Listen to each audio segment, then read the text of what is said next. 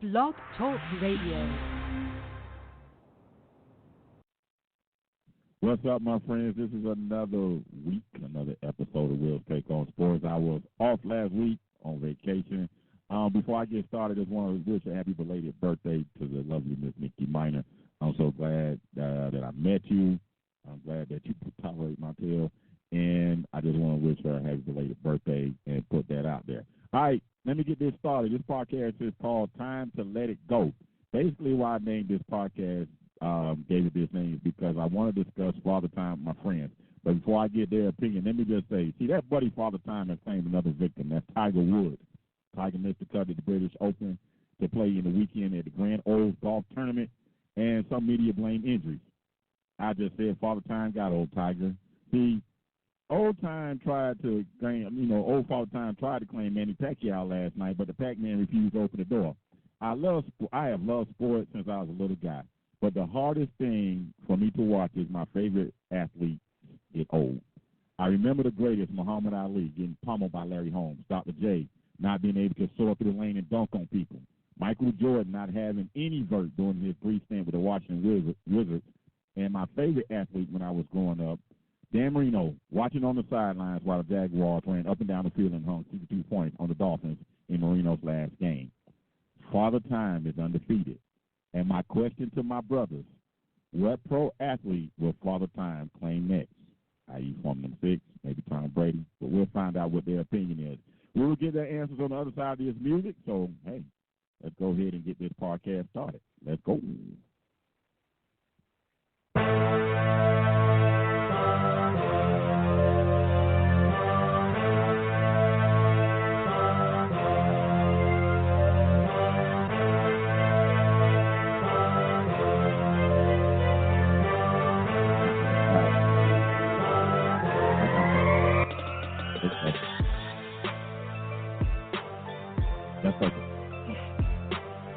All right, let's go ahead and get this thing started. I'm joined by Mike Walker, Mr. Derek Wilson, and Zach Illinois. I missed you guys last week. I'm so happy to be able to do this. This week, we're also going to talk about fantasy football and give you some information on how to join our fantasy football league. I hope all you guys participate. And if you win this fantasy football league, you will get $100 for this part. And also, I got some things that's going on week to week. As far as the NFL and college football potential turn off. All right. Hey, fellas, what's going on? Not a whole lot, man. How y'all doing?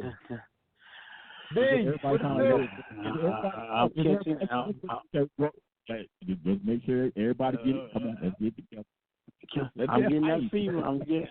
I'm getting that fever. And we'll turn your mic up just a little bit, brother. Oh, boy. Here we go. Okay, is that loud enough for you? Yeah.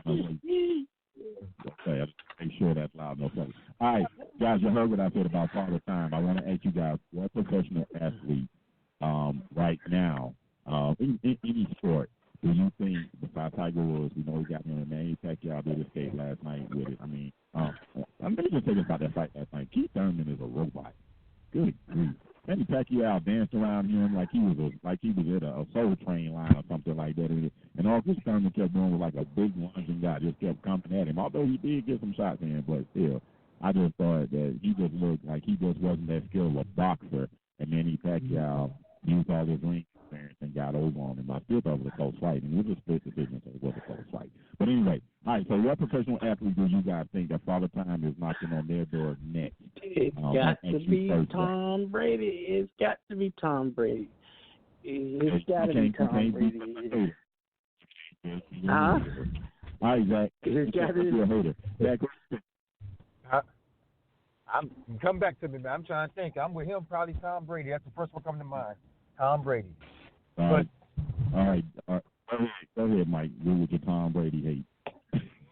No, it's not no Tom Brady hate. I mean, he's been doing it for so long. The Energizer battery got to run out sooner or later. So I'm saying this may be the year we see a slowdown.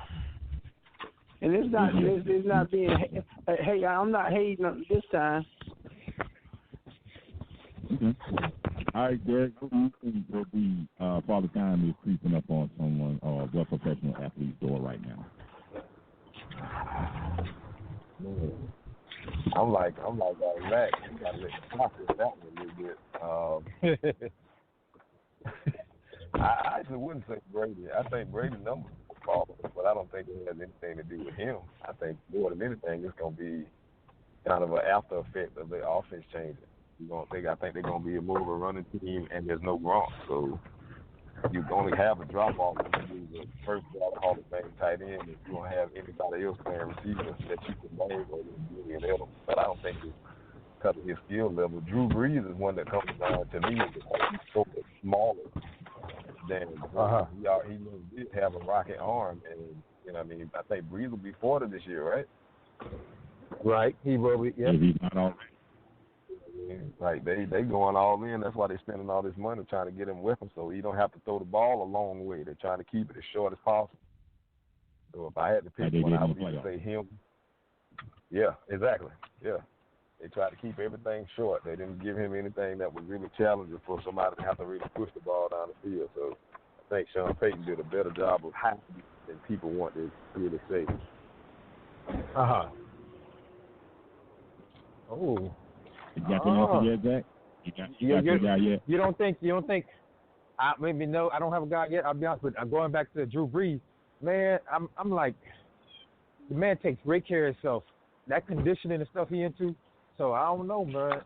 I know Father Time undefeated, but the man takes great care of his body. He's not one of them athletes that just, There's a lot of people take good care of their body. That just don't mean that they can feel.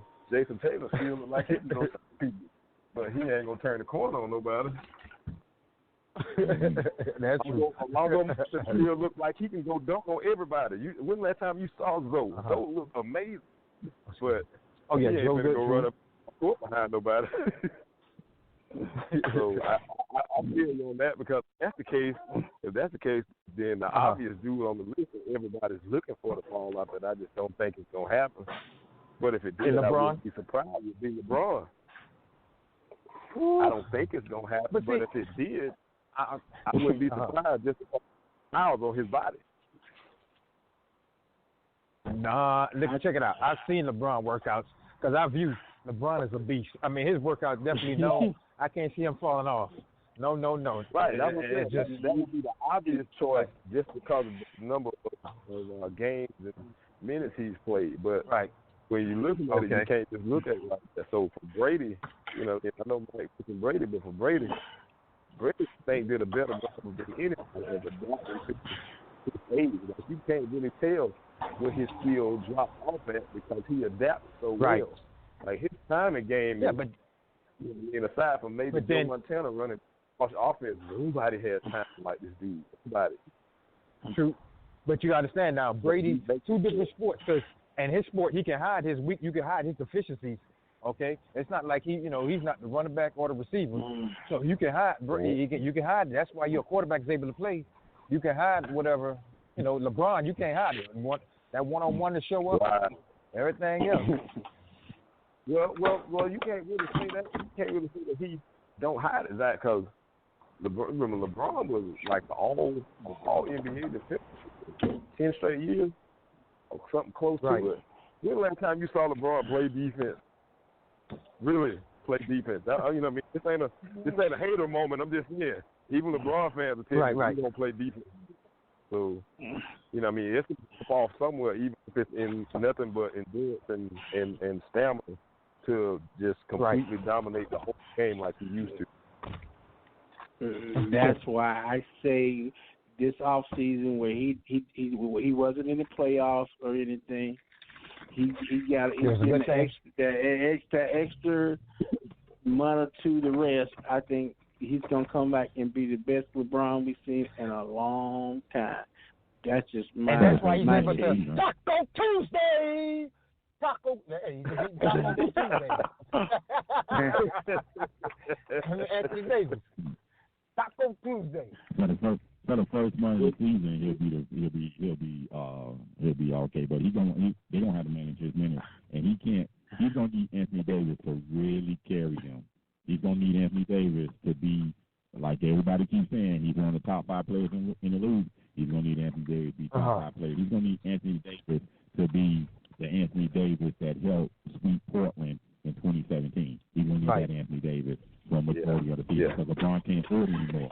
I can't see him carrying that team like what he had however much time he had off. He can't carry that team. Like he had to carry that Heat team in 2013, 2014 when he left because he said Dwayne Wade couldn't carrying his end of the load. I want to see he can't do that anymore. So he's going to have to pass the torch to Anthony Davis. He has no choice. Right. He doesn't. And Can I chime in on your point? I think. Go ahead. No, I want you to finish, but I want to chime in on your point because I think you hit it on the head. Go back in the house more. Yeah, because I think he's really going to struggle this year. I don't see LeBron being that guy that everybody keeps saying. Oh, well, LeBron and AD are the two best players that are paired together. Yeah, if I'm taking LeBron from 5 years, right? If I'm taking the 2016 on, came back when it was 3-1. Okay, but that dude slowed down last year. I don't know what people want. I don't care about his numbers. He couldn't lift that like he lifted that Cleveland team. Go ahead, dude. But no, I agree with you. But I think what the Lakers did this time versus last year, they were a lot smarter. They did. They bought in Avery Bradley. They bought back KCP. They bought Jared Dudley in. What they did, they bought in a bunch of people that would take one of LeBron's responsibilities away. LeBron no longer has to play defense. He can hide. Right. You can put LeBron or whoever the dude is. There's no offensive threat because they have so many versatile and they can hide him. So I don't think Mike is necessarily wrong. I don't think he's going to be the best LeBron we've ever seen. I think because he knows so much, he's going to be probably playing the smartest he's ever played in his career because he has more at his disposal and his team is so much more flexible. Like the only team that he's had that's been this flexible was the Miami Heat team that won the second title. This team is real versatile. They got mobile bigs, they got low post scorers, they got shooters, they got wing runners, they got defenders. Like they got everything to where he don't have to take so much of the load. And I think they did that on purpose. They were like, look, we almost this dude out, and somebody broke down halfway through he didn't even get to the end. He never got hurt. Nobody ever saw LeBron get hurt. He missed 18 games last year, and it wasn't like he volunteered to miss any game. This wasn't a break in the middle of the season like he took the rest of the time. Something on him broke. So even though his body has a chance of rest, it wasn't like he didn't take no, you know what I mean, like he wasn't getting no rest. Well, you know what I mean, I hear people saying, oh, well, he got a chance to rest this time. It ain't like he didn't rest ever. You know what I mean? Like Mike didn't take no. Derek, come on now. He didn't really rest like this for the last 10 years. He's been playing all summer, every season. No, right. Okay. I agree with that part. But what I'm saying is, okay, he only rested maybe an extra month because they didn't go to the playoffs. The season is over in June anyway. Well, his body. What I'm saying, like, is it wasn't like he played all the way to the end of the season anyway. He had to rush to get back when he was in those playoff runs and all. He had to rush to get back to make sure to keep his team on top. Now this go around, he ain't have to rush to get back. Now he came back at 90%. But now this run now since he got his 8, actually he didn't have to rush back for anything because they were already out of the playoff. So he didn't have to rush to get his body back. He could take his time and let his body recover. I'm not disagreeing with you. What I'm saying is because of his age, and just like Will said, Father Time is undefeated. Listen, I don't care what you sleep in. You can sleep in a chamber that's got purified oxygen from the Himalayas in it. You're going to age. Right. And he's got so much out his legs, feet, calves, everything else, dude. Listen, it's going to take a toll. Remember, Mike Dude started playing in the NBA and he was, 18? When he was 18, he'll be 36 this year. He'll be 36 in December. something like that. 18 years. I'm not saying he won't be good. I'm not saying he won't be great. What I'm saying is he's going to be a smarter LeBron. He's not going to be the best LeBron you ever saw. The best LeBron you ever saw was peak LeBron. He was running through people when he was in Miami. That was LeBron at his height. Like, they're going to get better at that. He was an absolute monster. He's not going to be. Let me add this real quick to this whole situation too. But don't underestimate that Western Conference, and we're gonna get into that Westbrook and Harden trade because we went on after it happened. But let me say this: in regards to that Western Conference, now that Houston did what they did, and you still got Utah, you still got Portland, you still got Denver, you got the Clippers. You got a young Sacramento team that loves to get up and down the floor. They're in the Western Conference. You got that Pelicans team that's going to be exciting.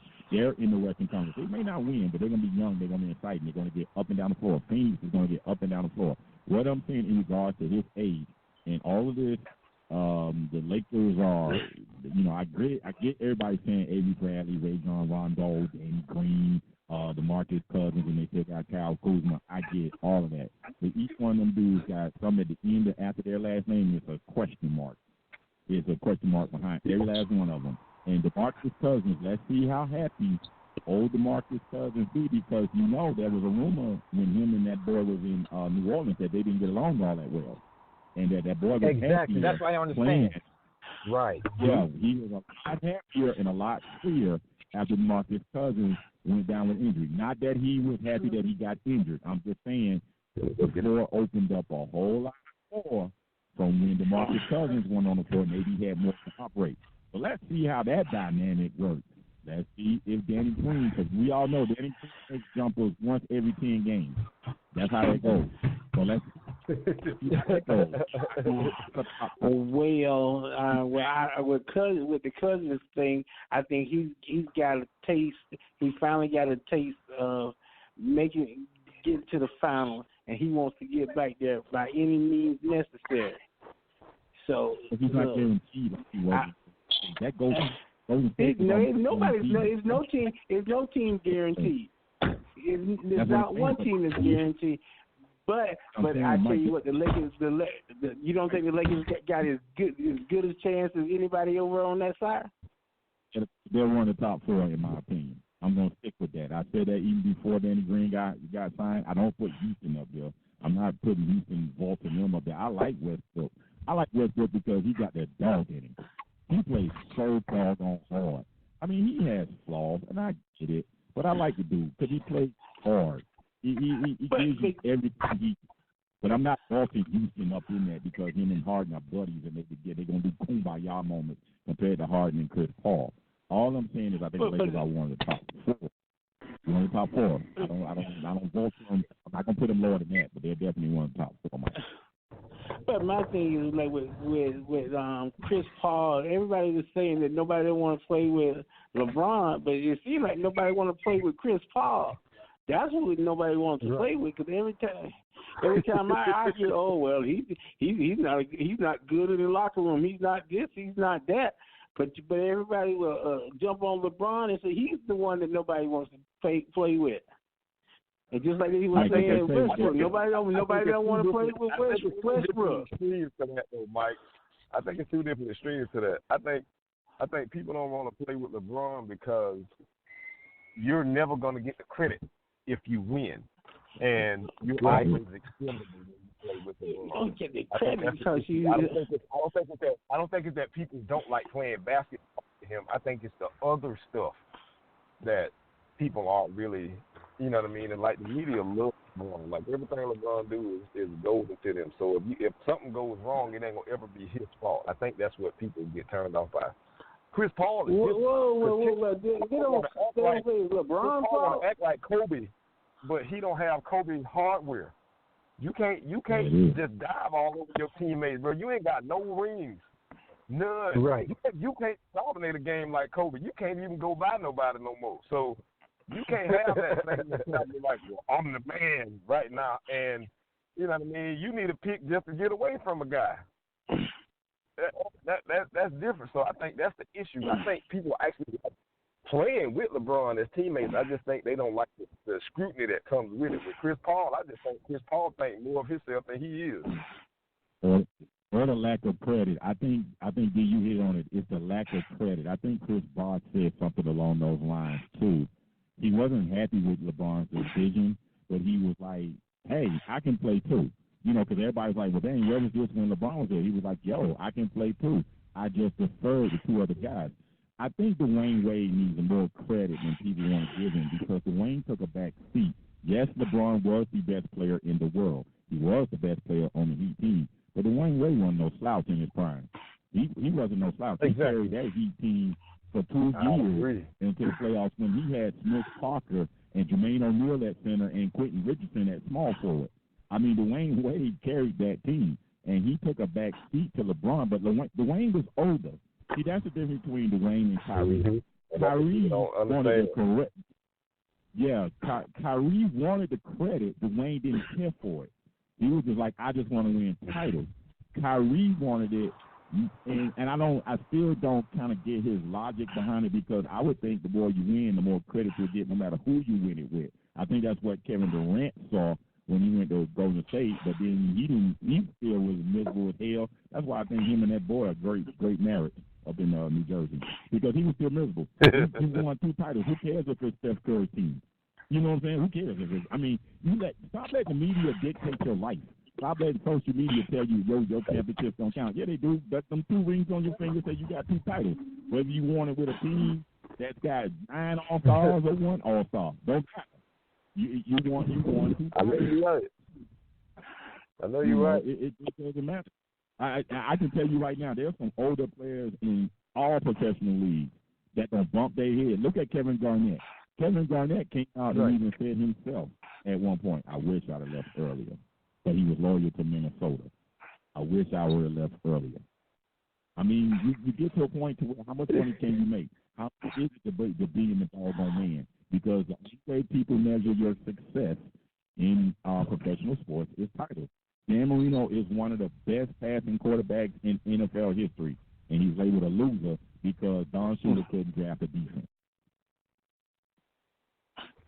That's just point blank bottom line. I'm just trying to tell you. That's what it is.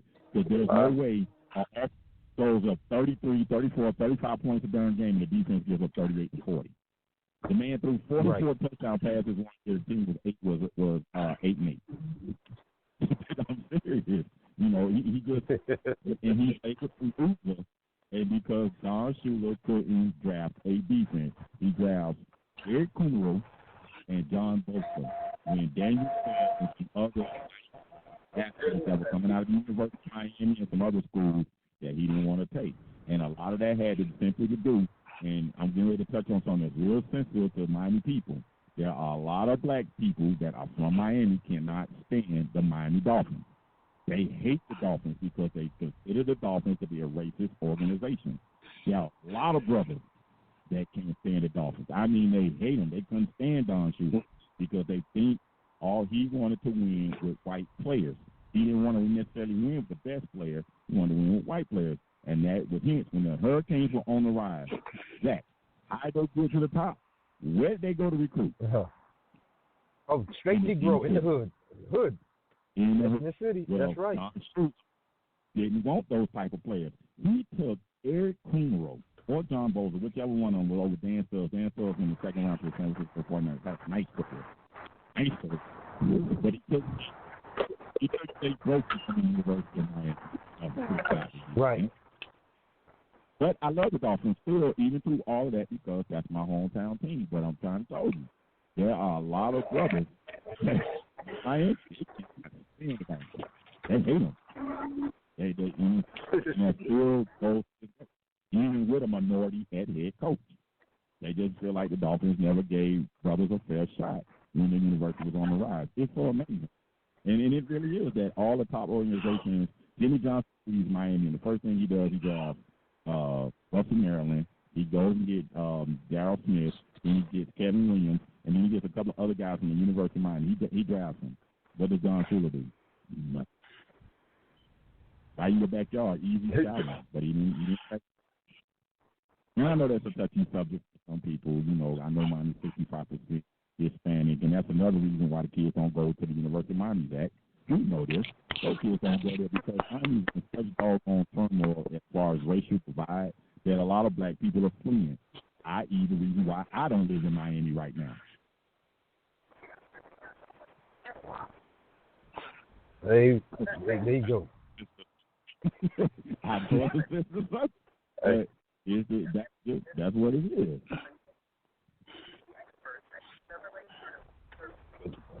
We're not talking recruiting today. No, I'm not talking recruiting. I just was simply talking about the simple fact is James Baker went to Georgia, Dalvin Cook went to Florida State, Teddy Bridgewater went to Louisville. I mean, Oliver Brown went to Oklahoma. I mean, that was a time when those kids wanted to play for the youth, but again, they ain't going there. And it's some other stuff, but a lot of that comes to simple the fact is, listen, it's racially that's something that got to be said about Cal. I know Dalvin Cook had his issues, but his is that he's living with work. You didn't even tell me they couldn't put Brady in to Miami. I didn't know his people worked there. I did not know his people worked at the University of Miami. He just told me. I was like, wow, that's serious. He got people work on the Florida State. People probably they'll come up here.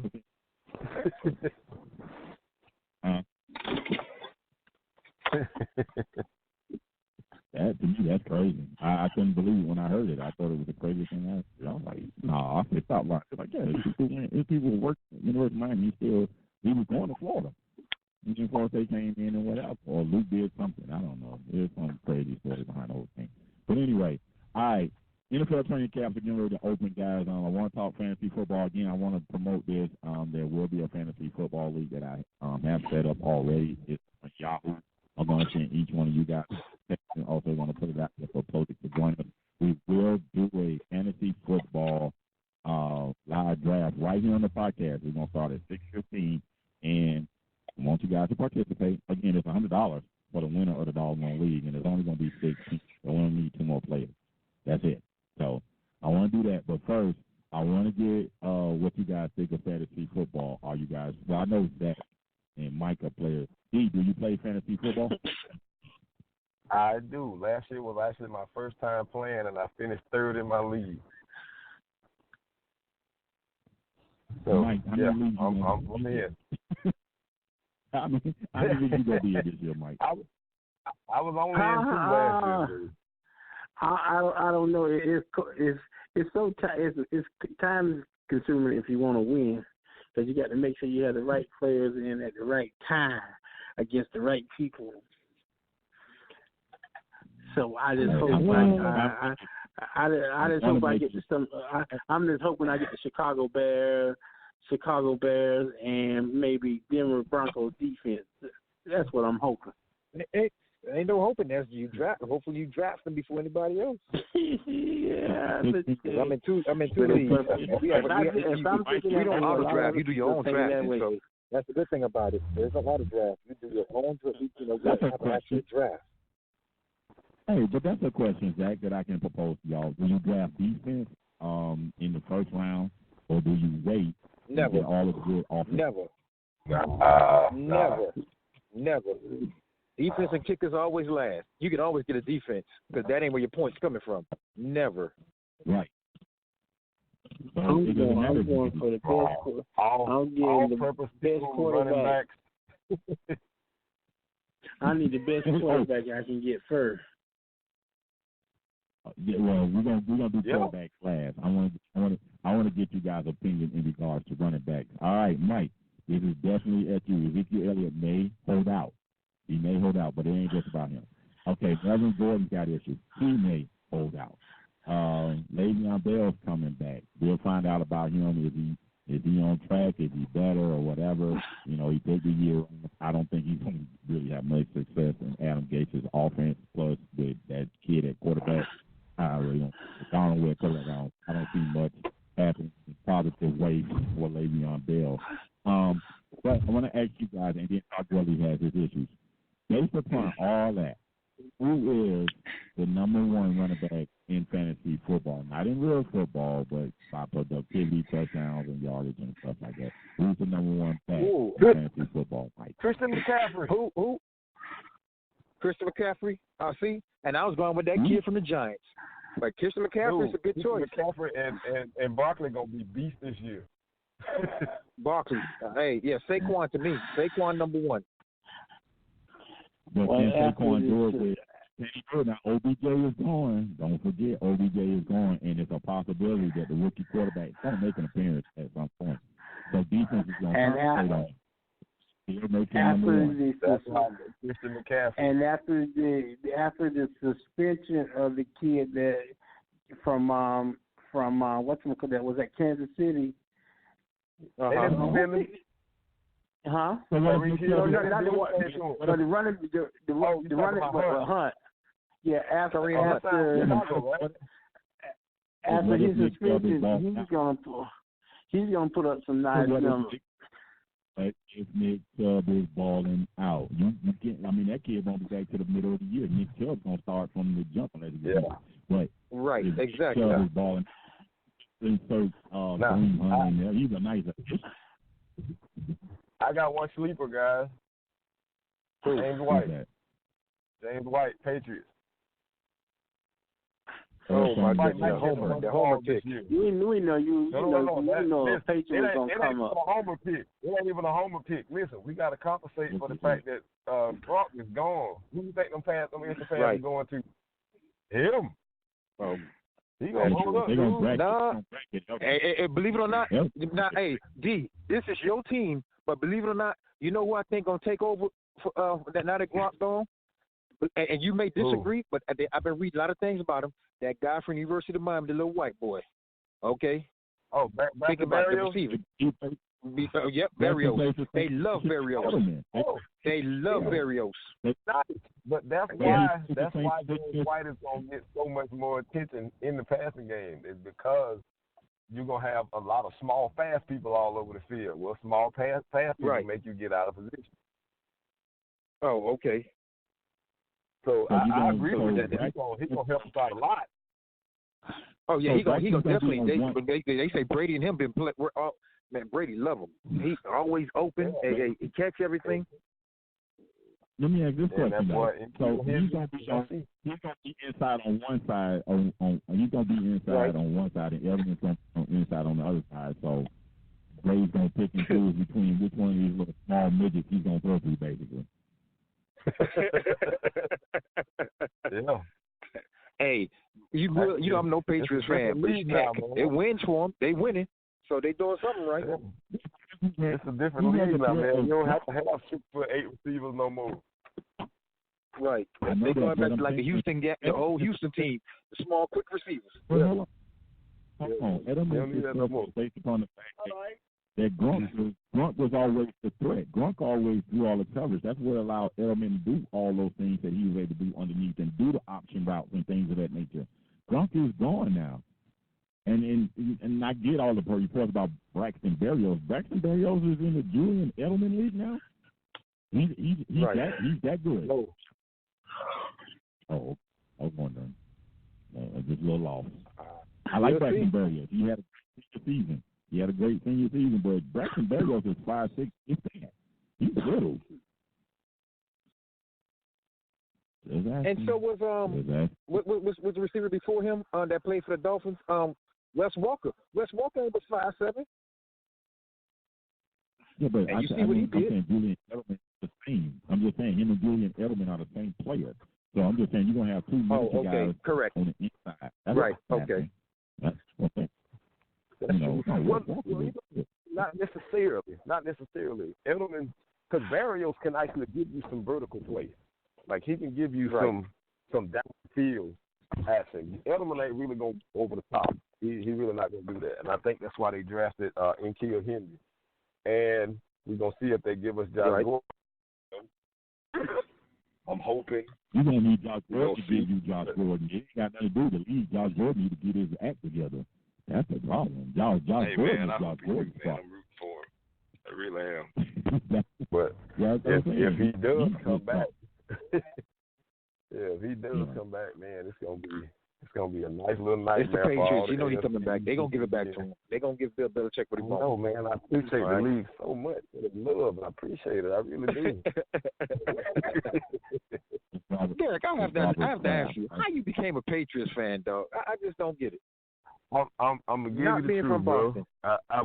I was watching the Super Bowl when I was a little kid. It was '85, and they were getting hammered. Okay. And like everybody in the room was like, "Oh, they gonna kill them," and I was like, "Well, the other team gonna win." That's really how I became a Patriots fan. So I got to see Andre Tippett and John Hanna and Chris Singleton and all them dudes that were real good players that didn't Vincent Brisby that didn't have nobody around them. And watch them get pummeled for years. So when they got good, and people were like, "Man, I can't believe you like that sorry team. We ain't sorry no more." Right. I think you're right. Okay, I respect that. I respect that. You magically left off one of the most underrated players on that team, and is a University of Miami guy, so I know who he is, Fred Marion. Don't be Fred Marion off no more. Don't be Fred like that. I'm sorry, Fred dude. Marion. I'm sorry. Right. I'm sorry. Jack, you didn't know that, did you? You didn't know that Fred Marion went to the University of Miami, did you? Oh, no, actually I did. Yes, I did. Come on now. Actually, I did. Yeah, he was David Whitley's and Don Stark's nightmare. He became Marino's nightmare too for a couple of years while he was at the top. Fred Marion was good, but I'm gonna tell you, there was Lawrence Taylor, Andre Tippett, Carl Banks, and Derek Thomas. Them four dudes right there. Right. Lord. Hugh Green was up at one time before he got injured, but them four guys right there, Andre Tippett, Lawrence Taylor, Carl Banks, and Derek Thomas were murder from the corner. They had defense and inside, but them boys could run. It was one more that was in there, but got hurt before you could really find out what he could do. You remember a linebacker they had called named Chris Slade? Oh yeah, man, I remember Chris Slade. Chris Slade was gonna be nice before he got hurt, man. It just, you know what I mean? Hey, sometimes you don't really get to see what you can become, but that dude was gonna be real nice before he got hurt. I'm forgetting the guy, Cornelius Bennett. I hated the Buffalo Bills because they got good. Cornelius Bennett or Darryl Taylor? Okay. Yeah. Cornelius Bennett. Oh, my God. He ran down Mark Clayton one time, and I could not believe it. Even my dad. he was number 97, wasn't he? 97. He was number 97. It was like, is Clayton losing a step? Why is the guy with the high number catching him from the back? What's exactly. Hey, man, that Bills defense was legendary, man. They were really, that was a good team, you know. Bruce Smith? It was Bruce Smith and was Bruce Smith down with Tally? Tally was the linebacker. Mark Maddox. She had Henry Jones and Kelso and what's the corner name? Nate Brown. But Mark Kelso was the Mark Kelso had that weird looking helmet, knock you out. He had that double That's helmet. right. Yep, he had that double. Yep. And he was the slowest.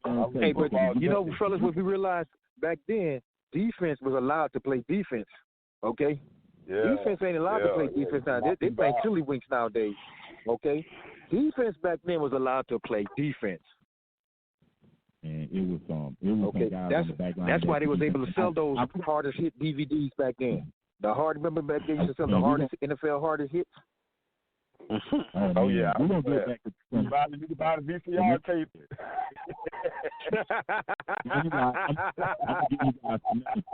I know that people like Troy Polamalu and they like Ed Reed and they like some of these other guys. Steve Atwater. Of course, Ronnie Lott. Ronnie Lott. But Steve Atwater be treated on Monday Night Football. That's true. They're not really nightmare. And Steve Atwater ate him out. I was like, oh my Lord, that brother there.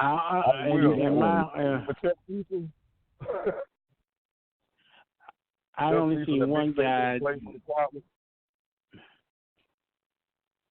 What was that?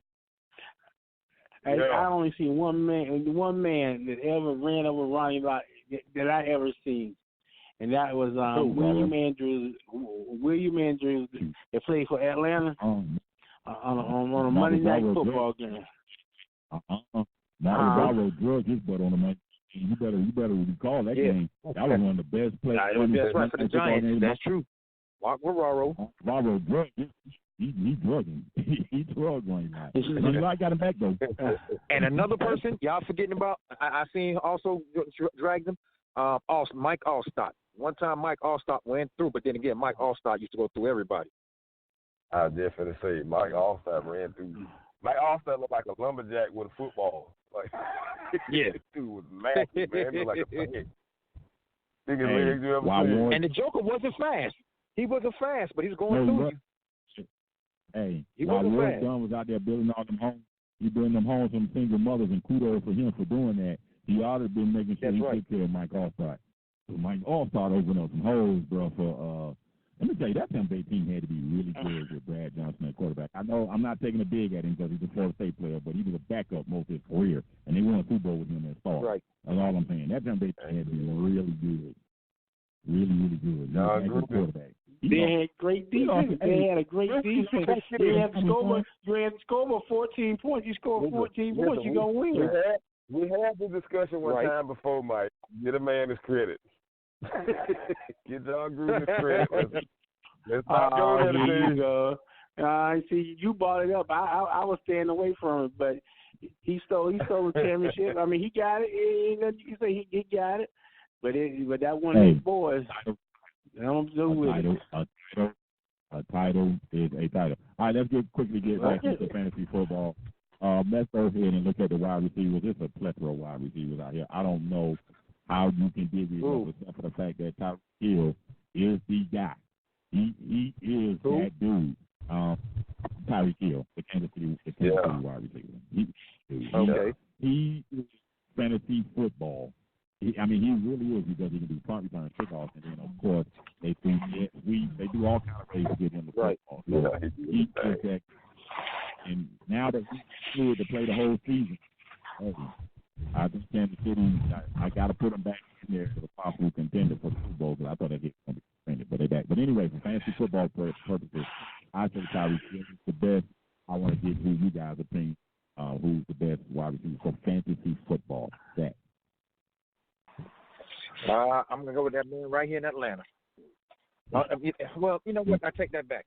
If you want pure yards and catching, you got to go with the man Jones. But unfortunately, he ain't getting the touchdowns that I want. So it's a toss-up. If you want straight touchdown, then go with the man of Kansas City. I'm going to say Mike Thomas down in New Orleans. Nice. Okay. Nice. Michael Thomas is a bad dude, and Michael Thomas get touchdowns. Yeah, that's true. There you go. That's 6 points. He get touchdowns. Well, I'm gonna be a homer myself, and I'm gonna say Mr. Cooper. Prove me wrong, but I'm going with it. I don't like my quarterback, but I'm going with Cooper. Okay, I'll give you that. Cooper had a nice season in fantasy football. He had a nice season in actual football, so I can't take nothing from him. We're going to see what he do this year, though. We're going to find out. We'll find out. All right, let's look at the quarterback position. Again, I'm going to go stay in Kansas City and go with Patrick Mahomes. I mean, the man proved the touchdowns last year. I don't see a reason why he can't do the same thing this year, even without that running back. So, let's see. I'm going with him. Who are you going to go with, Mike?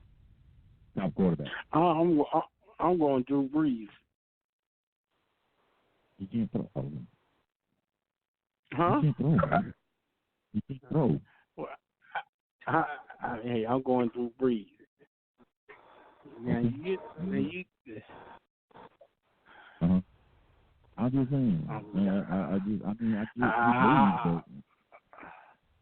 Okay, I'm sticking with it. I'm so mad with Alshon Jeffrey, because if he touches that ball, the Drew Brees conversation of him being over the hill would have started real soon. I'm just saying. If Alshon Jeffrey touches that ball in the Superdome and holds on to it, conversation about Drew Brees being over here started a lot sooner, but it was a trip. We all be drunk. All right, anyway, Drew, who's the best quarterback in fantasy football for you? I am going to go with a sleeper. I think Cam Newton is going to have a crazy year this year. I just do. I really do. I think the new offensive coordinator, plus the fact that I think he's actually going to be really actually healthy for the first time in 2 years. He actually took the time to have the surgery and all of that stuff, plus his weapons have had time to grow up. And they play in the NFC South. I think Cam is going to be a sleeper, not just for fantasy, but maybe even for MVP. And they're going to let Cam do what he do. They're going to let Cam run this year. Wow. So you let me just get a sneak preview. You're thinking that the Carolina Panthers can make a comeback and take the NFC South? I think they can. I think they can. I think they rebuilt their defense. They rebuilt the interior of their offensive line. That was the biggest deal. They rebuilt the interior of their offensive line because Cam was getting hammered last year up the middle a bunch. I think McCaffrey with the extra year to get better. Olsen will be healthier than he was last year. He was a real beat up. And the receivers have had time to kind of grow with Cam. From what I heard, them boys been up there throwing every day for the last month. We're going to see what it looks like. But I think the new offensive coordinator with a lot more time in and stuff is really going to help Cam out. And I think he's going to play better because he don't have the restraints of stay in the pocket Cam. They're going to let Cam do what Cam do, which I don't understand why you wouldn't do that anyway. You got a unicorn. Let him be a unicorn. One, because Ron Rivera is a conservative coach. That's some of it. Get out of that. Some of it. And plus, that offensive line was atrocious, really. I think Russell Westbrook and Arizona and the Dolphins, they probably had some of the worst offensive lines along with Cam. Cam took a beat last year. He took a real beat, but they still was up in there until he got hurt. And then, they fell off towards the end. I'll tell you a guy, a quarterback who I think I would put up in there as a possible sleeper, and that's Baker Mayfield. I don't really know what his fantasy production is going to be, but I mean, with Jarvis Landry and OBJ taking the lid off of that thing, and then you still got Njoku, who has great speed at tight end. He just hasn't had the production. He's had a case of a drop since he's been in the National Football League, and then they got Chubb in the backfield, and then, like you said, Mike, earlier about Kareem Hunt. So I think Baker Mayfield, I think he'll have a successful fantasy year. I don't know how that's going to translate as far as what they're doing as far as winners and losses. I think that'd be good. I think it'll be good for fantasy football. All right, we will play the tight end in your fantasy football league. I know some don't, but we will because they use the tight end as a flex or whatever. But we will play the tight end as a position in your fantasy football league. The obvious is Travis Kelce, Zach Ertz, O.J. Howard, Evan Ingram, those types of guys. But I like Eric Ebron from Indianapolis. He had a great statistical year as far as touchdowns. Yeah, 13 touchdowns last year. So I like Eric Ebron. Mike, who do you like at tight end? You got to go with the boy from Kansas City. That Gronk is gone. Mm-hmm.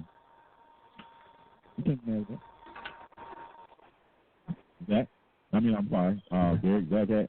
Zach had to go ahead and get that real money that turned into work. So I understand that. One time, me and Mike actually agree. I do. I think Kelce is probably going to be the most productive fantasy tight end this year. But the guy, what's the tight end from San Francisco? Oh gosh, what's his name? Not McDonald. You know who we're talking about? Yeah, I know exactly who you're talking about. Oh my goodness, he still has good work even after that one kid went out. After Garoppolo went down, that kid still had a decent year. Let me see, San Francisco. George Kittle. He's playing with backups. Yeah. He's rated number 2. He's rated the number 2 tight end going into this fantasy football season. That's interesting. But he had a great season. And I mean, he only had 5 touchdowns last year, but he had a great season to give him the fact that Garoppolo went down. I think San Francisco's going to be a sleeper. People will not sleep on San Francisco this year. If Garoppolo plays up. They play in the division with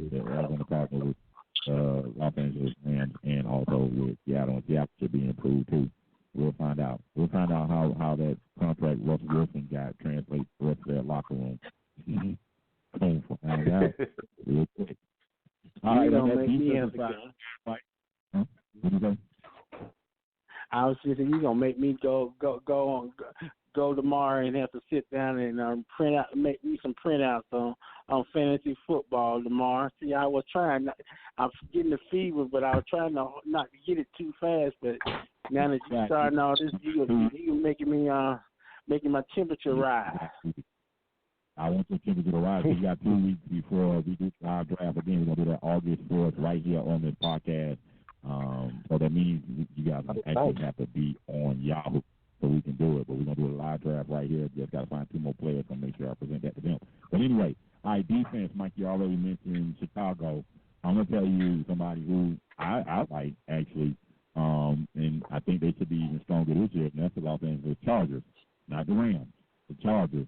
I like Derwin James at safety. I mean, I think they're good at every level. Melvin Ingram, Derwin James. Just like how the old Bucs team, all great defenses have great guys, all pros at every level. So I'm saying with Bosa, with Melvin Ingram, and then with Derwin James in the back. Now that you brought them up, I was watching the NFL channel the other day, and someone actually picked them to win the Super Bowl. Say Philip Rivers finally gonna take them to the promised land.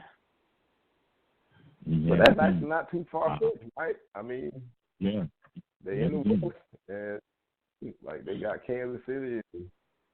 You don't really know what you can get in Denver. Nobody has any idea what you're gonna get out of Cleveland, and everybody else is kind of a toss-up, even with the Patriots. We don't know what the Patriots are gonna look like this year. They got an experienced quarterback. They got, just like Will said, they got a defense that's good on all 3 levels. They got a Pro Bowl running back. They got 2 really good receivers. They got a good tight end. What's his name? Hunter Henry comes back this year. Yeah. The guy that got hurt last year, the tight end that got hurt last year, and they brought Antonio Gates back. He'll be back this year. They got all this, you know what I mean? That's not too far fetched. Do you think that they're going to end up giving the running coordinator contract? No. If they want to win. No, I don't. I don't. It's not that I don't think they want to win. I think the running back position has been devalued so much because everybody feels like, well, I can always get a gifted runner. You know what I mean? Like, that's the one position that they literally find, like, some dude that you ain't never heard of. Like, who had heard of the Johnson kid out in Arizona before he got to Arizona? You didn't know who he was. Yeah, that's true. I never heard of him. Yeah, nobody did. So, so that's kind of how the running back position is viewed now. They feel like, hey, I ain't got to pay you all this money. Think about it. You have, like, really good Pro Bowl running backs that only make, like, $7 million a year. They're not trying to pay you Le'Veon Bell money. I wouldn't even pay Le'Veon Bell money. I'm sorry, I wouldn't have. Le'Veon Bell money got the GM fired. Because Adam Gates, according to reports, Adam Gates didn't want to spend that much money on that position. And the GM, he did. Some way, somehow, Adam Gates got his way. But he's stuck with Le'Veon Bell now, though. But he got his way. Adam Gates did. And in all fairness, because I give Adam Gates a lot of garbage because he believes in Ryan Tannehill. I just give him a lot of garbage for that reason. But seriously, I agree with him about Le'Veon Bell because how you give a guy that was out for an entire year that type of contract, you pay him as one of the top 5. That doesn't make sense. So I agree with Adam Gates on that case, but we're going to find out how good that year off did for Le'Veon Bell because Le'Veon Bell is an instinctive runner. You know how he do all that stop and starting in the hole and all that kind of stuff. Mm-hmm. Is his timing going to be there so he can keep doing that? You know, because he hits a hole and then he'll stop and go another direction. So is his timing going to be there? And plus, that ain't the Pittsburgh Steelers offensive line up there in New York. New York. I was just getting ready to say that, and that took time to develop. Like, he had to develop a rhythm with them. Aside from that, you still had Antonio Brown and Juju outside. You had Jesse James and Vance McDonald. You know what I mean? You had Ben. So, you know what I mean? Your running lanes will look different than they do in New York. You got Sam Darnold throwing the ball to who? Anderson? You know Anderson. Like, you have nobody to scare anybody aside from you. So I wouldn't have gave him that much money, and a contender wasn't going to give him that much money. Pittsburgh wasn't going to give it to him. Pittsburgh was going to give him a franchise tag and pay him the average. That's it. The worst thing that happened to Le'Veon Bell last year was James Conner. It sure was. James Conner took all his legs. But not only him, Todd Gurley too, because Todd Gurley, I know what he did against you, Mike, in the playoffs, but C.J. Anderson took over most of that playoff run, or most of the second half of the season, and he came off the scrap heap. And everybody talked about how bad and out of shape C.J. Anderson was. And they offensively missed a beat when they played him in the Chicago Bears. That was about it. And they went until New England in the Super Bowl. Other than that, their offense didn't technically miss a beat against anybody else. Would Todd Gurley have made a major difference in the Super Bowl? Yeah, if he was healthy. If he was healthy, because with all the scheming that Bill Belichick was doing, he would have had to account for Todd Gurley. He didn't have to account for Todd Gurley in the Super Bowl because Todd Gurley was hurt. Right. Yeah. You can say whatever. Even what's his name? Damian Williams, the dude that took Kareem Hunt's place. That Kansas City offense didn't skip any. As a matter of fact, I think Damian Williams might have ended up being a better receiver than Kareem Hunt was. A minimum salary guy that steps right in, and the offense keeps humming. So I'm not going to give him. I don't see them giving him that money just because you got too many more options. That are cheaper. Let's get football. Yeah, let's get football season started so we can stop talking and let's give me the chill bugs. Shit. I mean, shoot. Let me ask you this: in regards to your team, the Dallas Cowboys, there's this ongoing off-season debate that's been said. Do you play Dak? Do you play Zeke? Franchise tag Dak. Franchise tag Zach and Zach Prescott and pay Zeke. But you're gonna pay Dak 2017. You're gonna pay him the money. You're gonna pay him. We'll pay him. So we can give him one more year to see what he gonna do. Can he make a believer out of me or not? That's why I say franchise. Put the franchise tag on him. Pay Zeke. Then if he take us to the playoffs, deep in the playoffs, we can give him a big contract. Mike, I'm gonna shock you with what I'm ready to say. You got to pay him the average of the top 5 salaries in the league. You don't want to do that. I think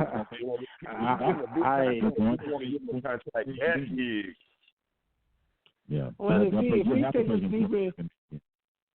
if he take us deep into the playoffs, then I don't care what we pay him as long as he keep doing it. Okay, let me say this to you. I've done a little mock season rankings. I put some on social media. Some I put my thoughts out there. I think the Cowboys are number 1 in the NFC. I shocked you, didn't I? I really do. I think it's the Cowboys. You scared me, man. You scared me talking about my team. Don't talk about my team. You know that's a kiss of death. Oh man, talk about the Chicago Bears. Talk about the Chicago Bears, man. Well, I mean, Mike, y'all talk about this here. Y'all got a good linebacking core. Y'all got a great defensive front. If y'all people can stop getting suspended for smoking. Second defense, you know what I mean? Offensive line is great. I mean, this is the closest thing I've seen to the '90s Cowboy line in a while. You know what I mean? You got a Pro Bowl running back. You got good receivers. You got a quarterback who look like he can get it done. Not far off. Well, like I said, let's get this season started. Let's see what we're going to do. it seems like everybody I like. We talk about my team. Say we should do this. We should. Let's do it. And this time. Why you try to drown me out there, homie? I ain't trying to drown you out. That was not intentional. All I'm saying is simply like this: the Dallas Cowboys, the Saints, the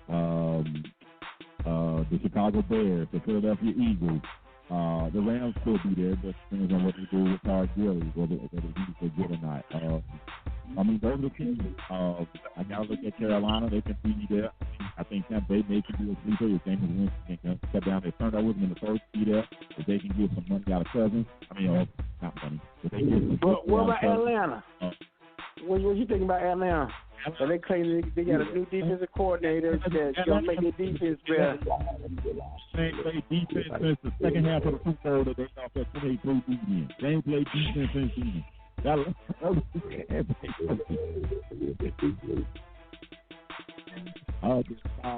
I'm serious. Those are the teams I look at.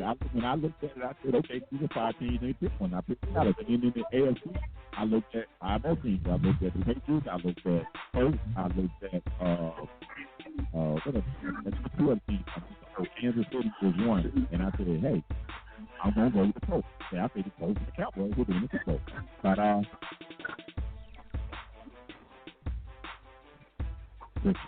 nothing. I mean, that's not too far from it. It's the injuries and what's about here and there. They'll blow. We'll find out. I want to thank everybody for kind of listening to World Take on Sports. Again, follow us on Instagram and Twitter at WWF_Sports Show. Also, if you have any emails or questions or comments that you'd like to leave us, leave them at WorldWalkerShow@yahoo.com. Also, don't forget about the Fantasy Football League. It's up on Yahoo. I'm going to send you guys Eric and Mike. Also, I already a track note. I'm going to send you a link. It's also located for the public post. August 4th, live draft 16 for fantasy football. Listen, I want everybody to remember, say a prayer for somebody. It's a prayer. Thank you. Holla. Happy Thursday. Peace.